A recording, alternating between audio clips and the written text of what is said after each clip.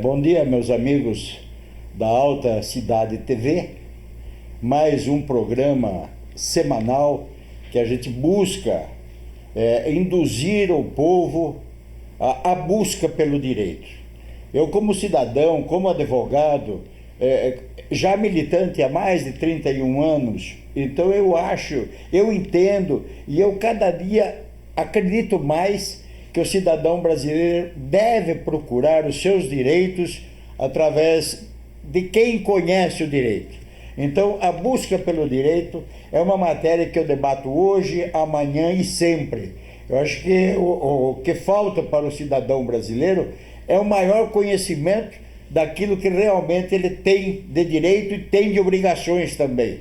A sociedade só pode existir satisfazendo uma obrigação e um direito de qualquer cidadão que seja. Então busque, vai atrás, procura saber, procura inteirar-se se você tem esse direito ou você tem essa obrigação.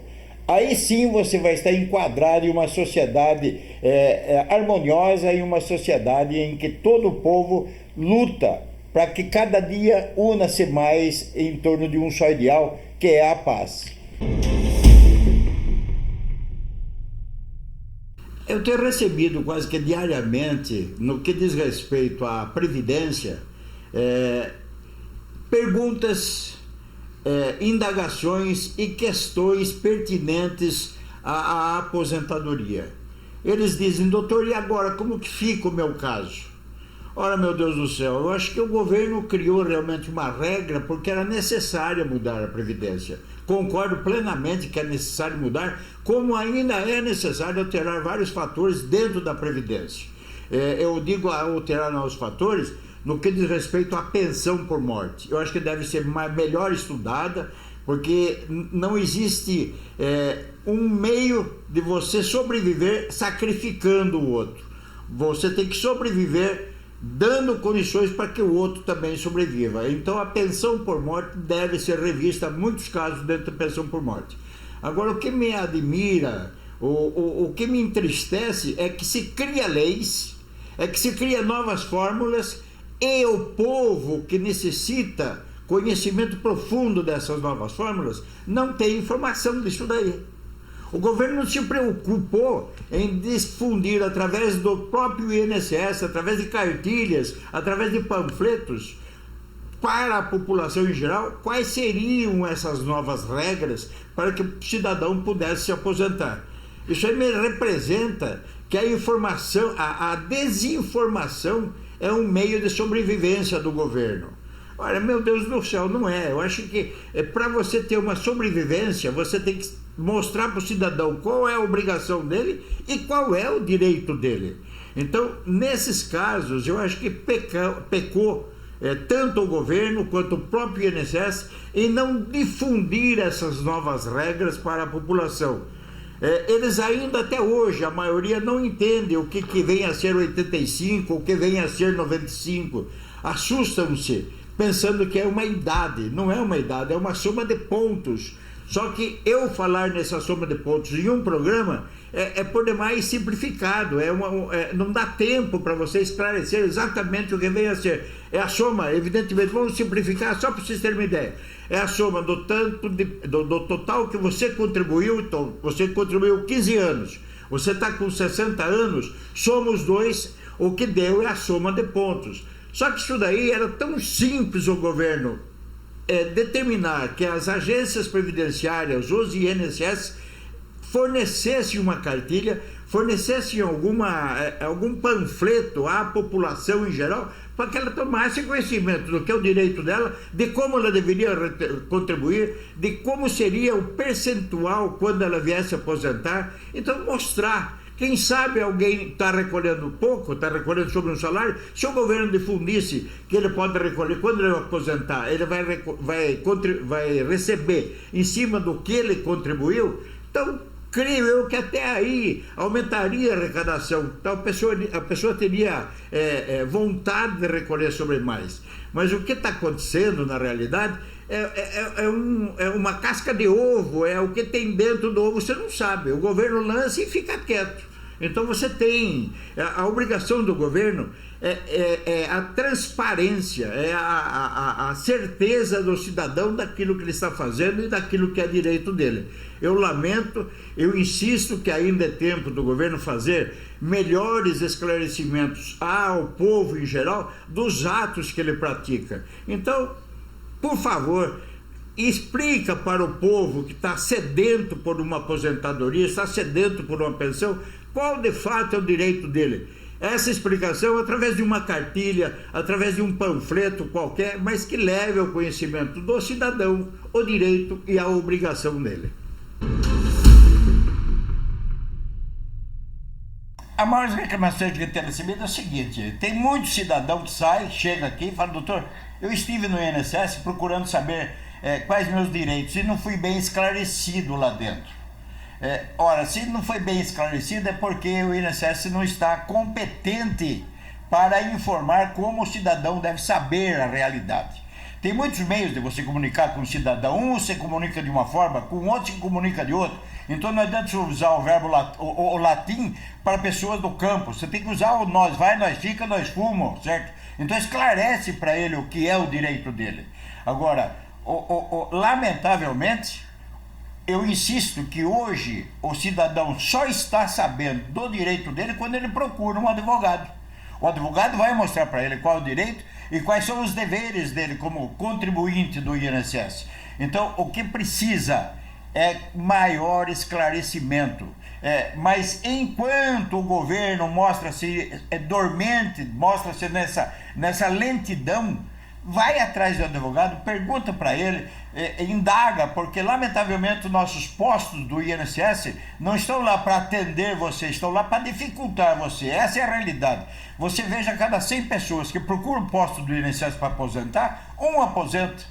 E há um tempo atrás, um ex-presidente, que prefiro nem falar o nome, porque eu acho que é desprezo para mim como cidadão, ele disse que o INSS, você chegava e meia hora depois saía aposentado. Eu não conhecia um cidadão até hoje, isso já faz uns 5, 6 anos, que em meia hora saiu aposentado do INSS. A não ser que ele tivesse toda a documentação própria, recolheu a contribuição. Mas a Previdência Rural, nunca eu soube de alguém que chegou no INSS e meia hora depois saiu aposentado. Então o que está faltando são informações, são direitos que a pessoa tem e ela não tem esse conhecimento desses direitos.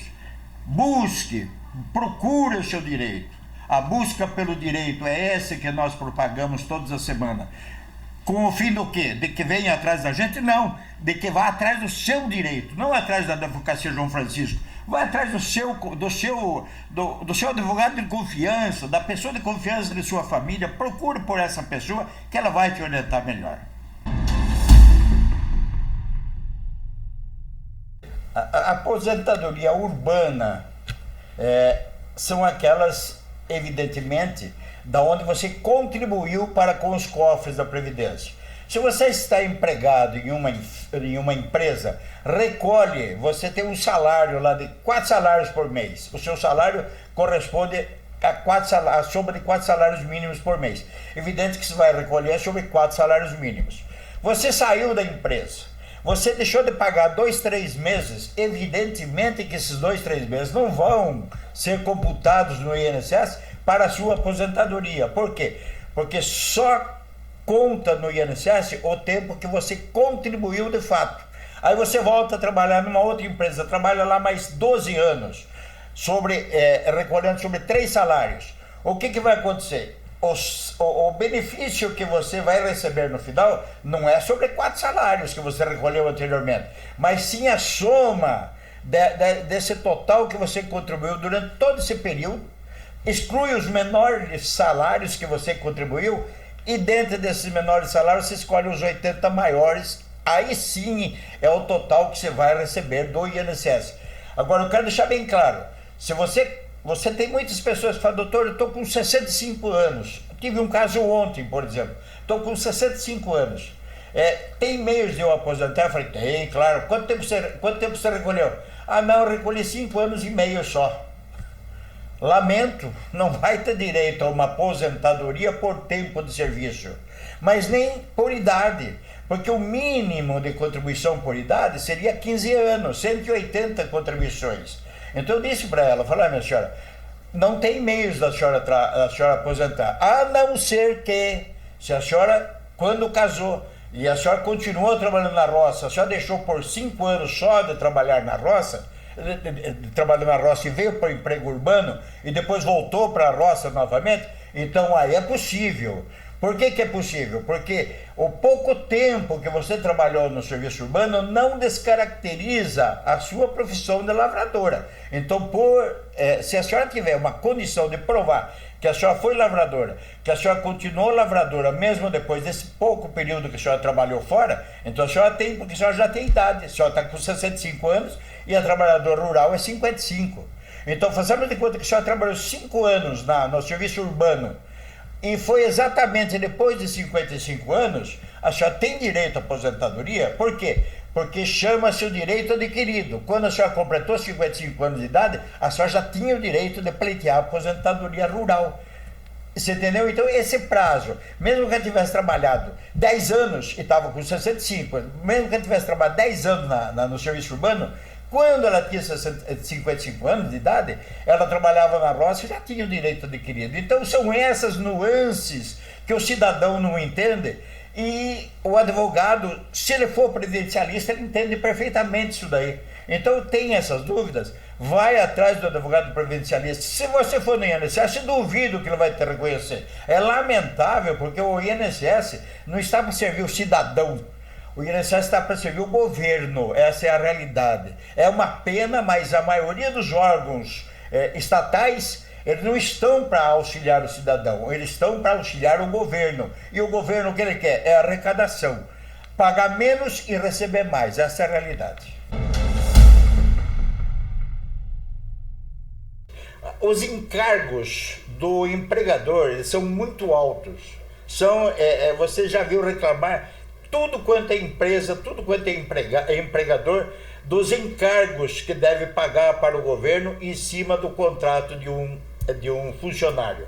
O que ocorre, então, nesses casos? O governo, em vez de criar uma norma para que seja beneficiado tanto o próprio governo quanto o empregador, deveria criar uma norma que instigasse os empregadores a registrar em carteira exatamente aquilo que eles pagam aos funcionários. Mas como os encargos são muito altos, então o que ocorre? O empregador e o empregado entram num acordo, falam, olha, eu vou te pagar 3 mil por mês, mas vou registrar na sua carteira um salário mínimo. Tá bom para você? Para ele tá bom, porque ele está vivendo hoje, ele quer viver o hoje, ele não se preocupa com o amanhã. O amanhã é que vai ser problema. Por que vai ser problema? Quando ele vai se aposentar, ele vai receber em cima do salário mínimo, e não em cima dos 3 salários que o patrão pagava para ele por fora. O que é pago por fora e não é contabilizado na Previdência, obviamente que não vai contar como benefício recebido para a Previdência. E não sendo recebido esse benefício, quando ele for se aposentar, esse valor aí fica fora. Então o que ele tem que fazer? O patrão quer fazer isso e é bom para você? Aceite, já que não tem outro meio, que o imposto é muito alto, só que crie uma carteira por fora ou faça uma previdência privada por fora. Senão, outro meio não vai ter. Ele vai aposentar com um salário baixo e, lamentavelmente, para quem ganhava 3 salários todo dia, quando ele aposentar, cair para um salário, vai fazer falta. Você contrata o empregado, você paga 3 mil reais para ele por mês, mas registra ele com um salário só, isso é ilegal, certo? É ilegal. Essa ilegalidade tem que ficar entre patrão e empregado. O que ele tem que fazer na minha sugestão, na minha modesta sugestão, é o seguinte: deixa recolher sobre um salário, mas procura uma previdência privada. Uma previdência, vai a um banco, vai a uma instituição que tem tantas previdências privadas, de próprias categorias. Eu pago uma previdência privada da OAB. Então, procura essa previdência privada e paga por fora, complementa uma previdência privada por fora. Quando ele se aposentar, o que vai acontecer? Ele vai receber o do INSS, que é o salário mínimo, que ele sempre contribuiu sobre o salário mínimo, e, ao mesmo tempo, ele vai receber a previdência privada a qual ele contribuiu por fora. Você entendeu? Aí ele não vai entrar em atrito com o patrão e ele não vai entrar em atrito com ele mesmo. Agora, eu lamento dar essas dicas para o cidadão, porque o que o governo deveria fazer é sentar, pensar, ganhar menos e atender melhor uma situação de empregador. O empregador está sacrificado nesse Brasil, as empresas estão falindo, os comércios estão praticamente fechando, nós estamos entrando numa depressão violenta economicamente, e o governo não se mexe. Fica lá, impeachment daqui, impeachment de lá, mas o Brasil está parado. O funcionário que contribuiu, façamos de conta, contribuiu com o IPAZI. Ele deixou o IPAZI e foi contribuir com o INSS. Ou vice-versa, contribuía com o INSS, daí ele passou no Estado e foi no IPASGO, que chamava IPASGO, que hoje é uma contribuição no Estado mesmo, certo? Quando ele for se aposentar, evidentemente que vai se somar esses dois valores. Os valores que recolheu tanto pelo INSS num sistema, como ele recolheu no IPAZI, num outro sistema, conta-se do mesmo jeito que ele tivesse trabalhado em um só sistema. Isso aí é somado no final, dentro das normalidades, dentro do que ele contribuiu num sistema diferente que fora o INSS, então soma-se os dois. Se ele estiver no INSS, ele vai aposentar pelo INSS. Se ele estiver no Estado, ele vai aposentar pelo Estado. Mas somando o tempo que ele contribuiu. Porque todas as contribuições nada mais são nada do que contribuição para com o próprio Estado. Mesmo no IPAZI, que é contribuição aqui, que é a Previdência dos funcionários municipais, também é uma contribuição para o Estado. A Prefeitura é um Estado, é um ente público. Tudo que é ente público também tem obrigações e tem direitos e deveres, certo? Então o funcionário que trabalhou nesse sistema ou nesse sistema outro, ele soma no final os dois sistemas, é o que vai computar para ele. Esses dias eu até comentei na internet uma matéria que eu fiquei super contente e me senti honrado de pertencer à classe dos advogados ao atentar para uma decisão dada num processo que a OAB Nacional interpôs junto ao juízo para que se fosse reconhecido o direito do advogado junto ao INSS, ou seja, ele ter o acesso direto de pronto nos INSS.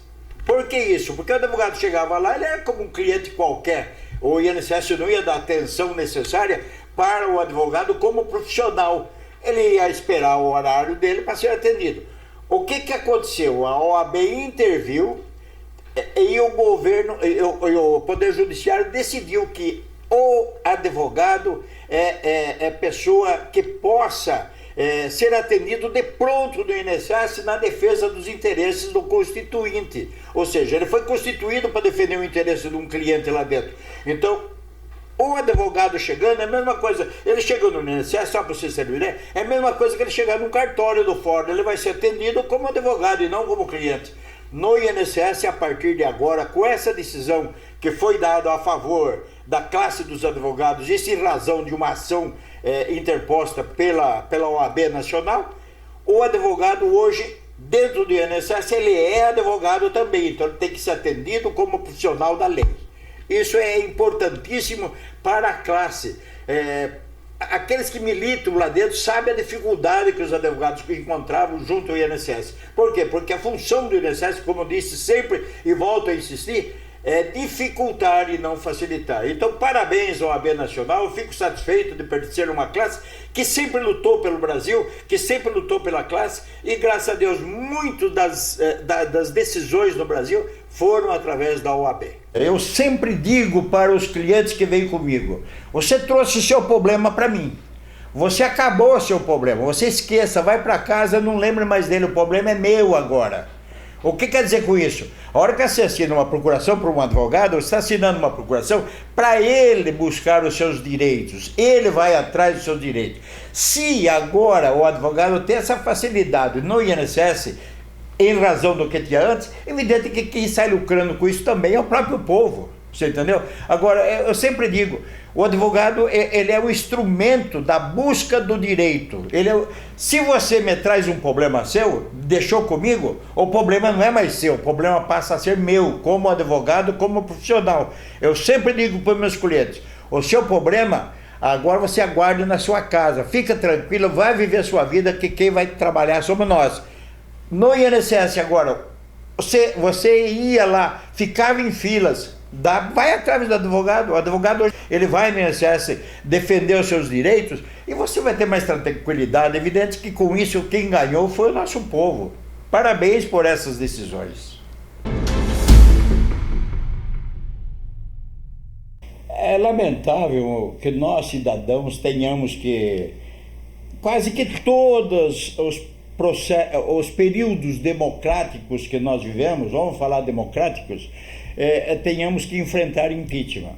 Nós tivemos impeachment do Getúlio, nós tivemos impeachment do Collor, nós tivemos impeachment, tentaram impeachment em cima do Henrique Cardoso, estamos agora vivenciando um novo impeachment em cima de Dilma Rousseff, por pedaladas fiscais que ela fez, por pedaladas.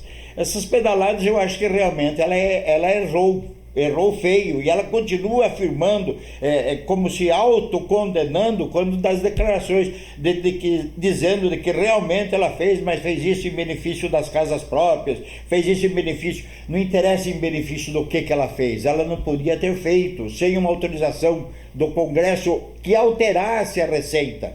Ela fez porque ela achou que devia fazer, para fazer média, essa é a realidade.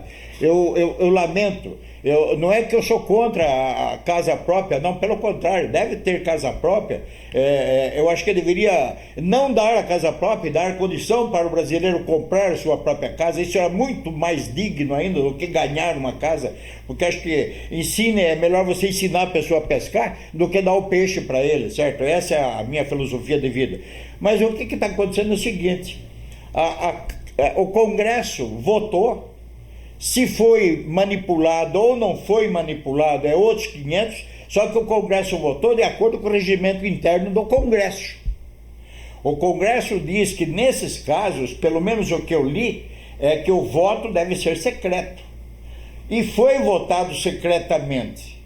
Agora, o que fez a pessoa perdedora? Evidentemente que qualquer um lado que perdesse ia recorrer. Foram para o STF, caiu na mão de um ministro que declaradamente é do PT, essa é a realidade. Quem é que não sabe que o Fachin é do PT? O próprio Delcídio, quando foi flagrada aquela declaração que ele estava dando, ele disse que o Fachin ia dar um jeito em tudo. Ora, se ele ia dar um jeito em tudo, por que caiu no Fachin e o Fachin suspendeu? É porque realmente lá dentro do STF nós temos duas alas, umas que são favoráveis à legalidade do ato e outras que são favoráveis a que o PT não caia do poder. Então ele suspendeu, tudo bem, ele não anulou, não fez a besteira de anular, pelo menos isso. Agora essa semana o Supremo vai se reunir para verificar a legalidade ou não. Eu, como um simples causídico, um simples estudioso, eu acho que se a regra era voto secreto, não pode o Supremo agora, na defesa de um derrotado, dizer que não, que o voto deveria ser aberto, então vamos anular tudo. Eu acho que o Supremo deveria ter a função de realmente avaliar a legalidade ou não do ato. Só que hoje é fácil, você viu esses dias, saiu, foi o PCdoB entrou com uma ação, mas quando viu que quem ia ser o relator era Gilmar Mendes, retirou. Por quê? Porque ele sabe que o voto ia ser contrário. O que não pode acontecer no nosso Brasil, não pode de forma alguma, é que tenha cartas marcadas num Supremo Tribunal Federal. O que tem que ter lá? A imparcialidade. Seja Pedro, seja Paulo, eu vou decidir segundo a lei. O que não pode é fugir da lei. Senão, que volte a ditadura. Que volte a ditadura. Eu, como democrata, jamais queria isso. Mas se for para decidir de acordo com as vontades das partes, então melhor uma ditadura, pelo menos você sabe que lá você está numa regra e é uma regra só. Agora, o que não pode, lamentavelmente, é isso. Alguém que esteja lá no Supremo pender para um lado ou pender para o outro e deixar do lado a verdadeira prática do direito, a verdadeira lei. Isso que não pode. Eu torço para que Deus ilumine aqueles homens lá, embora a maioria pagos lá dentro, colocados por partidos, mas que penam apenas e tão somente em favor do Brasil, em benefício do brasileiro, e não em benefício de Pedro ou Paulo, de um partido ou de outro partido. Tomara a Deus que Deus ilumine a esses representantes do povo no Supremo Tribunal Federal. Gostaria humildemente de muitas vezes me desculpar dos excessos da fala da gente, da opinião minha. Só que o advogado que não tiver opinião, saia da advocacia, vá ser padre, vá ser frade, vá ser pastor, qualquer coisa. O advogado tem que ter uma posição, e a posição minha é estar sempre de acordo com a lei.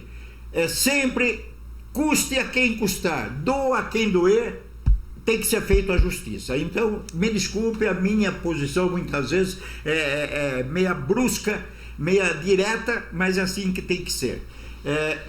Eu agradeço por mais uma vez ouvirem a gente nessa a busca pela verdade, e convido a vocês até a próxima semana, e que até lá vocês tenham excelentes dias, com muita paz, muita harmonia, com a bênção de Deus.